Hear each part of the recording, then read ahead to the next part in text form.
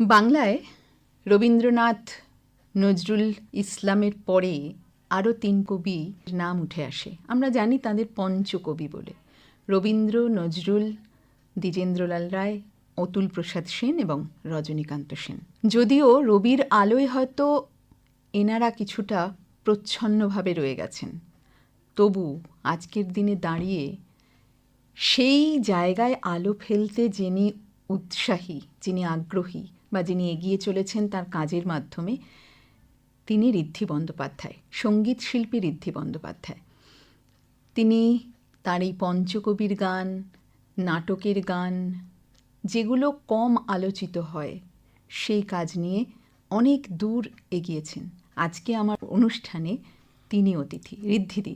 ঋদ্ধিদি, প্রথমে আপনাকে নমস্কার জানাই এবং আজকের অনুষ্ঠানে আপনাকে পেয়ে প্রচণ্ড খুশি আমরা, কারণ যে বিষয়টি নিয়ে কথা বলবো সেই বিষয়টি আপনার বিষয়। আপনার কেমন লাগছে? আমিও খুব খুশি। এই আকাশবাণীতে এলে আমার ভীষণই ভালো লাগে। আর মহিলা মহল, মানে আমি যেহেতু মহিলা সংক্রান্ত কাজ করতে ভালোবাসি এবং এখন আমি অনেকটাই ডিরেকশন ওরিয়েন্টেড কাজ করি মহিলা শিল্পীদের নিয়ে, মহিলা নাট্যকার, মহিলা চিত্র শিল্পীদের নিয়ে, যার জন্য আমার মহিলা মহল আমার ভালোবাসার একটা জায়গা। কোথাও ওই একটা যোগাযোগ তৈরি, মনের সঙ্গে মনের মিল, এটা আমি মনে করি যে সবকিছু না বিধি নির্দিষ্ট। ঠিক তাই, সেই জন্য এটাও মনে হয় সেই উপরওয়ালা তৈরি করে গেছে একদম। আর আপনি যখন বলেছিলেন যে এই বিষয়ে কথা বলবো, তখন আমার মনে হয়েছিল যে বিষয়টি সত্যি জানার দরকার সবার। আমরা বাঙালিরা হয়তো একটু কমই ওটা দেখি, মানে জানি দ্বিজেন্দ্রলাল রায়ের গান রয়েছে, অতুল প্রসাদ সেনের গান রয়েছে, রজনীকান্ত সেনের গান রয়েছে, কিছু বাঁধা পরিচিত গান নিয়েই আমরা চর্চা করে থাকি, কিন্তু তার যে একটা বিশাল ভাণ্ডার, সেটা নিয়ে কিন্তু খুব একটা চর্চা হয় না হয়তো। আপনার হাত ধরে সেই কাজটা আপনি করছেন এবং আমরা সেটা পাচ্ছি। এখানে একটা প্রথমেই আমি জিজ্ঞেস করতে চাইছি যে এই যে ৩ কবিকে আমরা আপনার হাত ধরে আরও চিনছি, তাদের কাজটাকে আপনি নিজের কাজ হিসেবে ভাবলেন কবে থেকে এবং কেন? আসলে ছোটোর থেকে আমি যেহেতু গান বাজনার পরিবেশে বড় হয়েছি, আমার বাবার বাড়িতে ভীষণ গান বাজনার তারা ভালোবাসতেন। হয়তো তারা কেউ প্রথিতযশা শিল্পী হননি, কিন্তু পরিবেশটা ছিল, বাতাবরণটা ছিল সাংগীতিক এবং একটা সাংস্কৃতিক পরিবেশে আমি বড় হয়েছি। আমি যখন একদম ছোট, আমি অনুরোধের আসর শুনতাম প্রচুর। আমি রবীন্দ্রনাথের গানও শুনতাম, নজরুলের গানও শুনতাম। কেন জানি না আমাকে দ্বিজেন্দ্রলাল, অতুল প্রসাদ, রজনীকান্ত সেন, হিমাংশু দত্ত, এদের গান ভীষণভাবে, তাঁদের সুর এবং তখন যেসব গায়ক গায়িকারা গাইতেন, বন্দনাদি গাইতেন, বন্দনা সিংহ, প্রতিমা বন্দ্যোপাধ্যায়, সন্ধ্যা মুখোপাধ্যায়, মানবেন্দ্র মুখোপাধ্যায়, হেমন্ত মুখোপাধ্যায়, কে গান নেই সব গান। এবং এত সন্তোষ সেনগুপ্ত, আমার গুরু, অন্যতম গুরু মঞ্জু গুপ্ত, এবং এদের গান শুনে শুনে আমি যখন বড় হতে শুরু করেছি, আমার ভীষণ এই সুর, কথা এবং এই যে এদের গায়কী, এটা ভীষণ টানতো। এই গানগুলোর যে এদের যে ফ্লেক্সিবল গায়কিটা, এটা খুব টানতো। এবং আমার তখন একটা জিনিসই মনে হতো যে রবীন্দ্রনাথের গান তো খুবই ভালো, এবং রবীন্দ্রনাথকে আমরা, বলা যেতে পারে বাঙালির একটা টিপিক্যাল স্বভাব আছে, যাকে ভালোবাসি তাকে ঠাকুর করে রেখে দিই, যে মানুষটার এরকম সৃষ্টি, তাই সেই জন্যই তিনি রবীন্দ্রনাথ। সেই জন্য রবীন্দ্রনাথের গান যেমন আমি ছোটোবেলা থেকে শিখতাম, যেমন এক টিপিক্যাল বাঙালি বাড়ির মেয়ের মতো, কিন্তু আমার এইসব গানের প্রতি যেহেতু আগ্রহ খুব বেশি ছিল, আমি মফস্বল শহর থেকে ছোটোবেলাতে আমার বাবা আমাকে কৃষ্ণা চট্টোপাধ্যায় এবং মঞ্জু গুপ্তের কাছে ভর্তি করে দেন। প্রথমে আমি মঞ্জুদির কাছে শিখি কিছুদিন, মঞ্জুদি উনি মারা যান, এবং তারপরে আমি কৃষ্ণা চট্টোপাধ্যায় এবং সুশীল চট্টোপাধ্যায়ের কাছে শিখি। কিন্তু আমার গায়কের সাথে কৃষ্ণাদির গায়কের সেরকম কোনো মিল নেই, কারণ কৃষ্ণাদির যে ওনার যে একটা টিপিক্যাল ধারা আছে, সেই ধারার থেকে আমি নিজেকে সচেতনভাবে বের করে নিয়েছি। কারণ এইটা আমি জানতাম যে আজকে যদি আমি কণ্ঠী বা কণ্ঠ হই, অরিজিনাল অ্যালবাম বা অরিজিনাল সিডি, অরিজিনাল ডিস্ক যখন পাওয়া যাবে, যে মানুষটি গান বাজনা শোনেন এবং বোঝেন, তারা কিন্তু অরিজিনালভাবে কৃষ্ণাদির গানই শুনবেন, নট আমার গান। সেখানে আমি যদি আমার একটা নিজস্ব ধারা তৈরি করতে পারি এবং সেই সুর তালকে অক্ষুণ্ণ রেখে যুগের সঙ্গে তাল মিলিয়ে, সেই ধারাটা কিন্তু নতুন প্রজন্ম শুনবে এবং সেটা বেঁচে যাবে। একটা গান বাঁচাও তো একটা অনেক বড় ব্যাপার, এবং এটা আমি আমার যেহেতু অ্যাকাডেমিক্সটা খুব ভালো ছিল, সেই জন্য সেই মেধা এবং আমার শিল্পর চাহিদা দুটোকে আমি একসাথে ব্লেন্ডিং করেছিলাম। এবং এই জন্যেই বলা যেতে পারে যে এই 3 কবির গান আমাকে টানতো, এই দ্বিজেন্দ্রলাল, অতুল প্রসাদ, রজনীকান্ত সেনের গান। পরে যখন আমি পঞ্চকবির গান বলে আমার নিজস্ব একটা ব্র্যান্ডিং করি, তখন আমি রবীন্দ্রনাথের গান যদি সেখানে 2টো গান গেয়েছি, নজরুলের গান 1টা গেয়েছি, ওনাদের গান কিন্তু আমি অনেক বেশি গেয়েছি জনসাধারণের কাছে এদের গান পৌঁছানোর জন্যে। এটা একটা বিরাট দায়িত্ব আপনি নিজের কাঁধে তুলে নিয়েছেন। তো এটা নিশ্চয়ই শ্রোতা বা দর্শকরা সেইভাবেই আপনাকে গ্রহণ করেছে। এটা একটা সত্যি খুব দায়িত্ব এবং লড়াই। মানে আমি ভারতবর্ষে থাকি, আমি পশ্চিমবঙ্গে থাকি এবং আমি একটা কলেজে পড়াতাম। আমি জানি না আমি কোন ঝোঁকের বসে চাকরিটি ছেড়েছিলাম। আজকে আমি আমার ছাত্রছাত্রীদের বলি যে চাকরিটা কিন্তু রাখবে, তারপর গান বাজনা সব কিছু করো। আমার মনে হয় হয়তো এই সততা দেখে, আমি তো ঈশ্বর বিশ্বাসী মানুষ এবং আমার গুরুদের প্রতি আমার ভক্তি আছে, তাঁরা হয়তো আমাকে বাঁচিয়ে দিয়েছেন। নাহলে সত্যি কথা আমার বাঁচার কোনো চান্স ছিল না। যে মানে ডাল ভাত খেয়েও যে বাঁচবো এবং আমার সন্তান আছে, সন্তানকে নিয়ে, সেটাও কোনো চান্স ছিল না। শ্রোতারা আমাকে খুব ভালোবেসেছেন। শ্রোতারা যেভাবে আমাকে শ্রদ্ধা করেছেন, যেভাবে ভালোবেসেছেন, যেভাবে আমার সাথে থেকেছেন বা আজও আছেন, আমি সত্যি ঈশ্বরের আশীর্বাদ ছাড়া এটা পেতাম না। একদমই তাই। সবসময় জানি যে তার হাত আমাদের মাথার উপরে থাকে। হ্যাঁ, আমরা যারা ভালো ঈশ্বর কাজ করলে বিশ্বাসী, তো আরো বেশি মনে একদমই, হয় একদমই, আছেন উনি একদমই। সঙ্গে, এবং সেই কারণে হয়তো মনে জোরটাও পাওয়া যায় একটা নতুন মাঝে কিছু মাঝে করার। ভেঙে পড়িনি যে তা বলবো না, মাঝে মাঝে ভেঙে পড়েছি, মাঝে মাঝে ভেঙে পড়ি, কিন্তু আবার নতুন করে সাহস সঞ্চয় করে আবার দাঁড়াই। কারণ এটা তো ভাবি যে আমি এত দূর এগিয়ে নিয়ে গেছি, আমার পরে কাদের হাতে আমি এই ব্যাটনটা দিয়ে যাব। এটা খুব খুশির কথা যে আমার যে ছাত্রছাত্রীরা আছে, একটা টিম আছে, তারা খুবই ডেডিকেটেড, খুবই কমিটেড এবং খুব পরিশ্রমী। পরিশ্রমের কিন্তু কোনো বিকল্প মানে হয় না। আপনি নিজের মতো করে তৈরি করে নিয়েছেন হ্যাঁ, তাদের। হ্যাঁ, এবং তারা আমাকে বিশ্বাস করে, তারা আমাকে নিশ্চয়ই, ভালোবাসে। নিশ্চয়ই।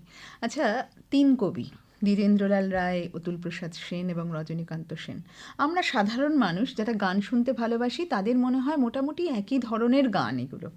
কিন্তু আপনার কাছ থেকে জানতে চাইবো যে এনাদের বিশেষত্ব, 3 জনের কোন কোন দিকগুলো আপনার মনে হয় যে একজনের সঙ্গে আরেকজনের কোনোভাবেই তুলনায় আসে না?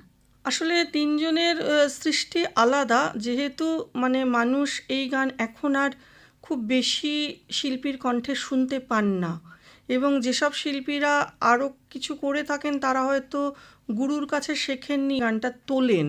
শেখা তোলার মধ্যে দুটো পার্থক্য আছে। ধরো আমি রবীন্দ্রনাথের গানে আমি বেশ জনপ্রিয় একজন শিল্পী, আমার হঠাৎ ইচ্ছে হলো আমি 2টো রজনীকান্ত সেনের গান করব, দ্বিজেন্দ্রলালের গান করব, আমি সেই রাবীন্দ্রিক স্টাইলেই গানগুলো করে গেলাম।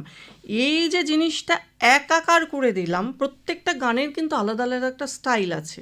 আমি যখন রবীন্দ্রনাথের গান গাই, আমার যেহেতু শিক্ষাগুরু ছিলেন ডক্টর শৈলেন দাস, মায়া সেন, বাণী ঠাকুর, আমি তাঁদের প্রথম থেকে আমার অসুবিধা হতো, আমার যখন বয়স কম। এখন বয়সের সাথে সাথে আমি সেগুলোকেও সেগ্রিগেটেড করতে পারি যে রবীন্দ্রনাথের গানে কিভাবে চলনটা হবে। দ্বিজেন্দ্রলালের গানে, দ্বিজেন্দ্রলাল যেহেতু মাস্টারমশাই রেখে বিদেশি গান শিক্ষা করেছিলেন, পয়সা দিয়ে মাস্টারমশাই রেখেছিলেন, তার গানে প্রাচ্য এবং পাশ্চাত্যের সুরের একটা মেলবন্ধন আছে, এবং অনেক গানে কিন্তু প্রচণ্ডভাবে পাশ্চাত্য টিউন আমরা পাই। আবার অতুল প্রসাদ সেনের যেহেতু উনি লখনৌতে থাকতেন, এই ঠুংরি বেশ গান, ঠুংরি গানের যে কাজগুলো অনেক সময় অনেক শিল্পী হয়তো সোজা সাপটা করে আধুনিক কাজ করে ফেলেন, অনেক সময় অনেকে খুব স্ট্রেইট একটা কাজ করেন, কিন্তু ঠুংরির যে মুরকিয়ালা কাজ সেটা কিন্তু আসে না। এটা কিন্তু অতুল প্রসাদের গানের একটা প্রধান বৈশিষ্ট্য যে ঠুংরির মুরকি আছে ওনার গানে। আর রজনীকান্ত সেনের গান বলা যেতে পারে অনেক সোজা এবং সহজভাবে নিজেকে নিবেদন করা, কিছুটা হয়তো রবীন্দ্রনাথের গানের সাথেও তার মিল আছে ডেলিভারিতে।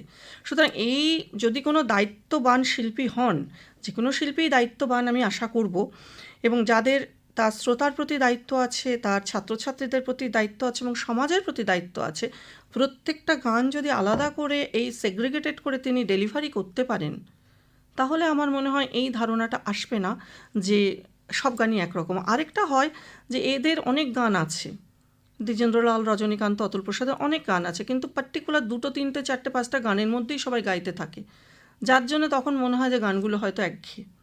কিন্তু আমার মনে হয় না, এত বছর ধরে 25 বছর এই জগতে, সঙ্গীত জগতে আছে, আপনি যে যেভাবে তাদের নিয়ে কাজ করছেন আপনার কাছে তো আলাদা হবেই।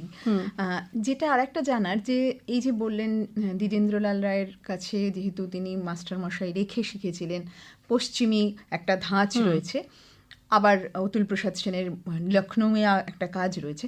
তা এখানে কি ভাষারও কিছু অন্যরকম ভাবনা আছে, বা গানের বিষয় ভাবনা কি অন্যরকম কিছু আছে? ভাষার খুব একটা ভাবনা আলাদা নেই, কারণ এরা খুব ভালো, এরা যেমন ইংরেজি তে সুপণ্ডিত ছিলেন, যেহেতু দ্বিজেন্দ্রলালও বিদেশে পড়াশোনা করেছেন, আমাদের সেটেলমেন্ট অফিসার ছিলেন বিদেশি শাসকদের, অতুল প্রসাদ ছিলেন বড় ব্যারিস্টার, রজনীকান্ত ছিলেন উকিল, এবং রবীন্দ্রনাথের বাড়ি নিয়ে তো কোনো কথা বলারও নেই। এরা স্বশিক্ষিত অনেকেই, যার জন্য বাংলাটা বাংলার মতো করে বলতেন, ইংরেজিটা ইংরেজির মতো করে বলতেন। বুদ্ধদেবও একটা খুব সুন্দর কথা বলেছিলেন যে সত্যিকারের শিক্ষিত মানুষ সে এক একটা ভাষা নিয়ে সেখানে কোনো অন্য ভাষার মিশেল তিনি আনবেন না। হ্যাঁ, কিন্তু আমরা কিন্তু বলে ফেলি, ততটাই সমৃদ্ধ যে একটা ভাষাতেই কথা বলে দিতে পারতেন, কারণ এই যে শব্দ চয়ন এটাও কিন্তু অনেকটা বড় ব্যাপার। ভীষণ বড় এটার জন্য একটা পড়াশোনার প্রয়োজন হয়, রেগুলার একটা পড়াশোনার অভ্যাস থাকা দরকার। হ্যাঁ, কিন্তু সেই জন্যে মানে ভাষার খুব একটা অমিল আমি দেখি না। দ্বিজেন্দ্রলাল রায়ের গানের ভাষাটা একটু গর্জিয়াস, একটু রাজকীয় ভাষা। হ্যাঁ, আমরা আলোর মতো, হাসির মতো, কুসুমগন্ধ রাশির মতো, হাওয়ার মতো, নেশার মতো, হাওয়ার মতো ভেসে যায়। একটু যদি এটা এক লাইন হয়। আলোর মতন, হাসির মতন, কুসুমগন্ধ রাশির মতন, হাওয়ার মতো, নেশার মতো, ঢেউয়ের মতো এসে যাই। এই যে যাই আমরা, এই যে জ্যাজ মিউজিকের সাথে এটা কিন্তু যদি তুমি মানে তুলনা করো, খুব সুন্দর এটা তার সাথে ব্লেন্ডিং করা যায়। তেমনি অতুল প্রসাদের ধরো, বনের বিজনে মৃদুল বায়, দুলে দুলে ফুল বলে আমায়, ঘরের বাহিরে ফুটিবি আয়, পুলক ভরে যাব না ঘরে। এই যে মুরগির যে ছোট যে কাজগুলো, এইটা টিপিক্যাল একটা ঠুংরির কাজ। হ্যাঁ, তেমনি রজনীকান্তের তেমন তুমি নির্মল করো মঙ্গল করে, খুব সিধাসাপটাভাবে যাচ্ছে, কিন্তু একেবারেই নিবেদনের যেই মানে যেই শ্রদ্ধা। উদাহরণেই বুঝলাম যে তিনজন পুরো আলাদা, একদমই আলাদা। একদম মানে এইভাবে যদি কেউ বোঝায়, শ্রোতা বন্ধুরা আপনারাও শুনছেন, বুঝতেই পারবেন যে তিনজন যে আলাদা সেটা কিন্তু সম্পূর্ণভাবে এক লাইন গানের মধ্যেই আমরা বুঝতে পারলাম। তাহলে এই পরিশ্রমটা সার্থক হয় আমরা যদি ঠিক করে চিনতে পারি তাদের। হ্যাঁ, আসলে মানে কি হয়, আমি এবং আমার ছাত্রছাত্রীরা আমরা অবিরত কাজ করে চলেছি, আমার শ্রোতা বন্ধুরাও আমার সাথে কাজ করে চলেছেন, তারাও শুনছেন, তারা শোনাচ্ছেন মানুষকে, কিন্তু পরিশ্রম করতে হয় সৎভাবে। আমার মনে হয়, আমার ব্যক্তিগত ধারণা এটা তো অনেকে ডিফার করতে পারেন, যে আমার কাছে এখনও সততার দাম আছে, এবং এখনও পরিশ্রম এবং কমিটমেন্টের দাম আছে। যুগের অনেক কিছু হয়তো ভেসে গেছে, কিন্তু ওই ছোটোবেলার থেকে আমার মা যেভাবে আমাকে বড় করেছেন যে মূল্যবোধে, সেই মূল্যবোধটা নিয়েই কিন্তু আমি পথ চলছি, পথ চলবো। একদম, আর সেই পথ সুমসৃণই হবে আশা করি। অনেক কিছু বাধা আসবে, কিন্তু সেই বাধা কাটিয়ে আমি আমার ভালোবাসার মানুষদের শুভেচ্ছায় ঠিক বাধা কাটিয়ে এগিয়ে যাব। এবার আসি একটু নাটকের গান। একদম। এই নাটকের গানের যে সমৃদ্ধি আমাদের বাংলার নাটকের গানের, সেই বিষয়ে যদি একটু আলোকপাত করেন, যে কিভাবে আমরা এই জিনিসটা জানতে পারি, বা কেন চর্চায় আপনি রেখেছেন, এটা যদি একটু বলেন। নাটকের গানের আসলে 200 বছরের একটা ইতিহাস আছে, শ্রী চৈতন্যদেবের সময় থেকে। কিন্তু ওই মানে নাটকের গান, আগে যারা নাটকে গান গাইতেন, যেসব অভিনেতা অভিনেত্রীরা, তারা এতটাই স্কিল্ড ছিলেন যে সেসব গানের সাথে অভিনয়, এবং তার সাথে নিজের স্বর সাধনা, রাগ সাধনা, এবং তার সাথে অভিনয়, নাচ, সব কিছু তারা একসাথে করতেন। দুঃখের বিষয়, এখন হয়তো সেই স্কিল্ড আর্টিস্ট পাওয়া অনেক কমে গেছে, কারণ সময়টা বদলে গেছে। তার মধ্যে থেকে আমি যেহেতু মহিলা সংক্রান্ত কাজ করতে ভালোবাসি, যেসব অভিনেত্রীরা মূলত এসেছিলেন নিষিদ্ধ পল্লী থেকে, তাদের নিয়ে কাজ আমি একটা ধারাবাহিকভাবে কাজ করে যাই, এবং সেটাই আমি বর্তমানে অপেরা যেটা করছি, গত বছর 2000 আমি 12ই ডিসেম্বর করেছিলাম 24 সালে, এবং বিদেশেও করেছি। কিছুদিন আগে আমি ইংল্যান্ডে ওদের একটা বড় অনুষ্ঠানে ডিরেকশন দিয়ে এলাম। আমার নিজেরও সামনে বড় অনুষ্ঠান আছে। এটা খুবই একটা পরিশ্রমের কাজ। আমার ব্যক্তিগত ধারণা বাঙালির মানে নাটকের গান খায় না মাথায় দেয় আমজনতা কিন্তু জানে না। আমাকে অনেক জায়গাতে শুনতে হয়েছে, আপনি কি নাটকে গান লেখেন, আপনি কি নাটকের গানে সুর করেন।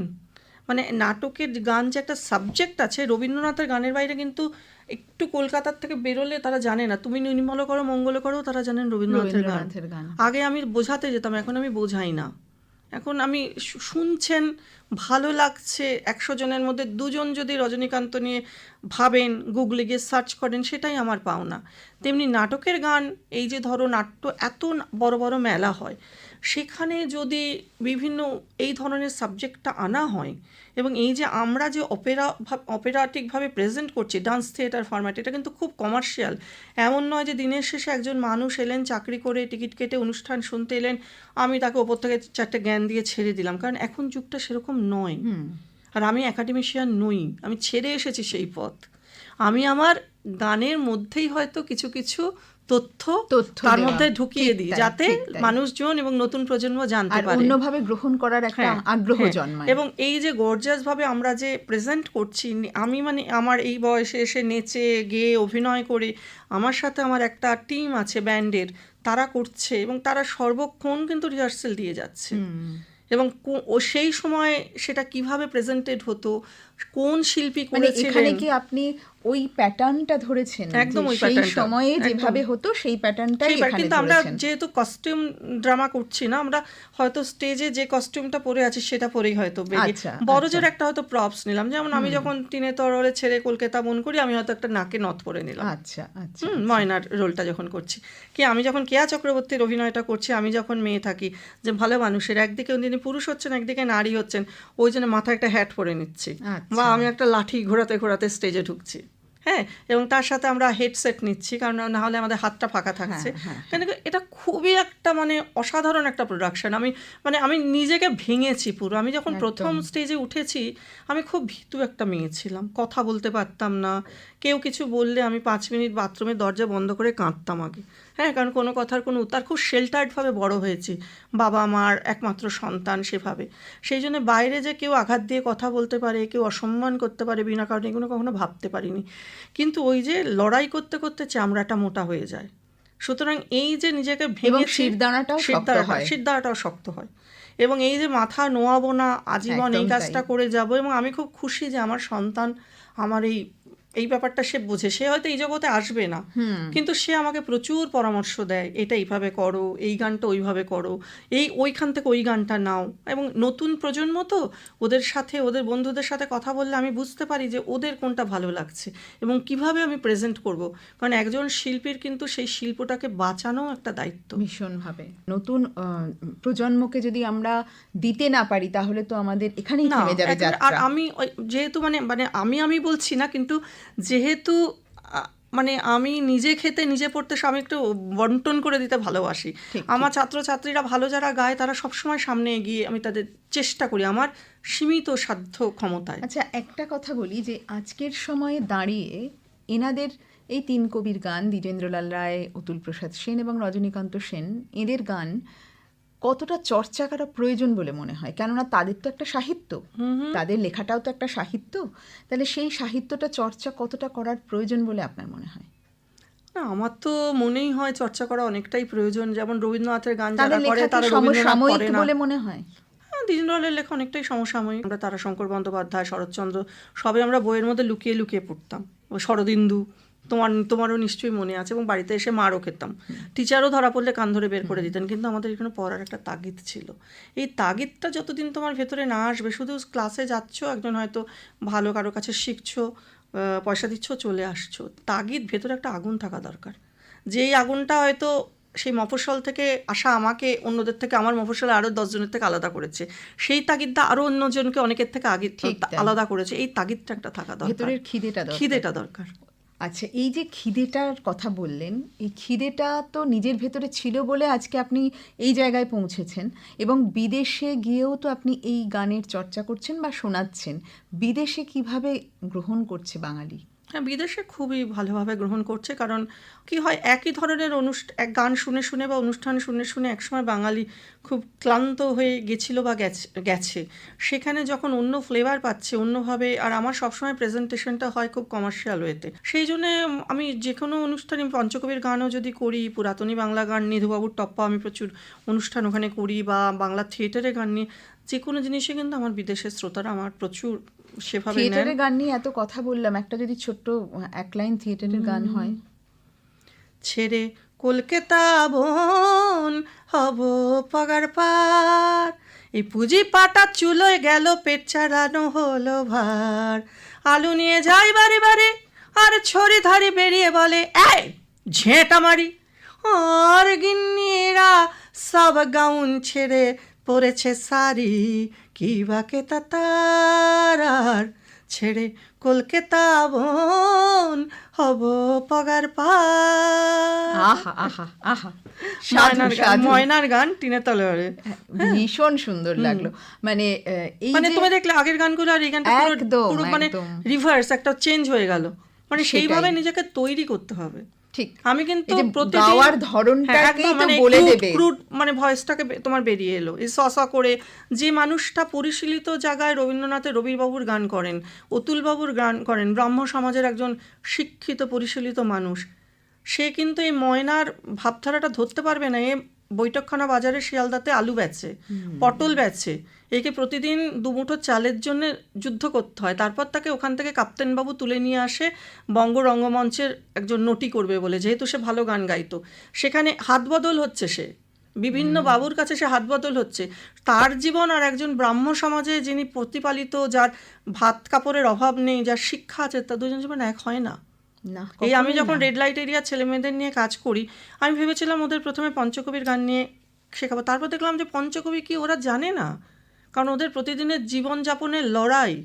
সেখানে বরং আঙুরবালা, ইন্দুবালা, কাননদেবী, বিনোদিনী, এদের জীবন ওদের অনুপ্রাণিত করবে, কারণ এরা এসেছে বেশিরভাগই ওই পাড়ার থেকেই। ঠিক, এবং তারা কোথায় এবং পৌঁছেছে তারা সেটা ওরা কোথায় জানতে পৌঁছেছে রিলেট পারবে। করতে পারবে, নিজেদের মধ্যেও একদম। সেই আগ্রহটা তার আসবে। সেই তো সেখানে গিয়ে কতটা আপনার গ্রহণযোগ্য হয়েছে ওখানে আপনার আমার কাজ? খুবই ভালো গ্রহণযোগ্য। এই তো কয়েকদিন আগেই তাদের নিয়ে আরেকটা বড় করে মহালয়ার দিন, মানে অনেক সময় করি ওদের সাথে পুজোর সব এসব কিছু জামা কাপড় দেওয়া টেওয়া হলো। আমাদের ওদের সাথে কাজ খুব ভালো হয়, আর ওরা খুব ভালোবাসে। এখন কালীঘাট রেড লাইট এরিয়াতে কাজ করছি, হয়তো আমার সামনের অনুষ্ঠানে ওরা থাকবেও। বাহ, এটা কিন্তু একদম অন্য রকম একটা দিক আপনার হ্যাঁ, এটা উন্মোচিত কিন্তু হলো আমার কোনো এখানে। এনজিও নয়, কারণ আমার মনে হয় যে সমাজের প্রতি আমার একটা ঋণ আছে। আমার একটা সন্তান, একটা ছেলে, সে বড় হয়ে গেছে, সুতরাং আমার এইটুকু সময় আমি এই ছেলে মেয়েদের জন্য দিতে পারি। শ্রোতা বন্ধু, আমি বলবো, দিদির কথা শুনতে শুনতে এটাই মনে হলো যে সমাজের জন্য কিছু করা সত্যি আমাদের প্রত্যেকেরই কিছু কিছু দায়িত্ব থাকে।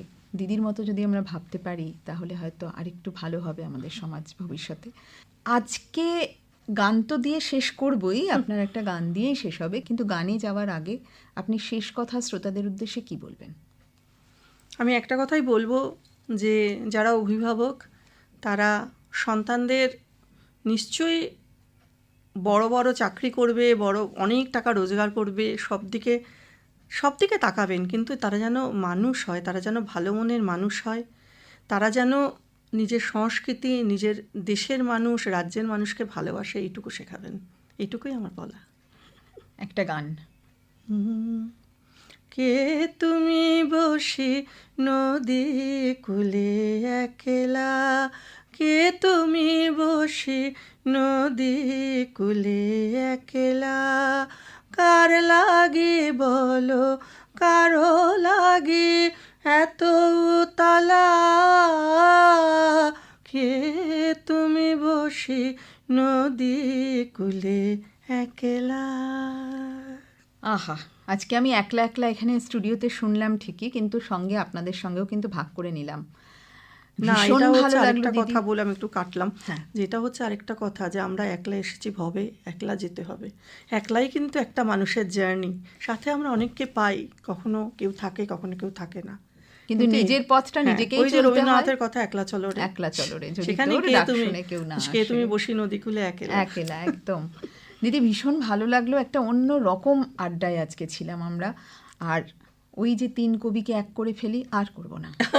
আজকে কিন্তু সেই শিক্ষাটা আমি পেলাম যে কোথায় তারা আলাদা। ভীষণ ভালো লাগলো। হ্যাঁ, আমারও ভালো খুব ভালো থাকবেন। লাগলো। আবার নিশ্চয়ই নিশ্চয়ই কোনোদিন কথা হবে। কথা হবে। Thank you. নমস্কার। ধন্যবাদ। নমস্কার।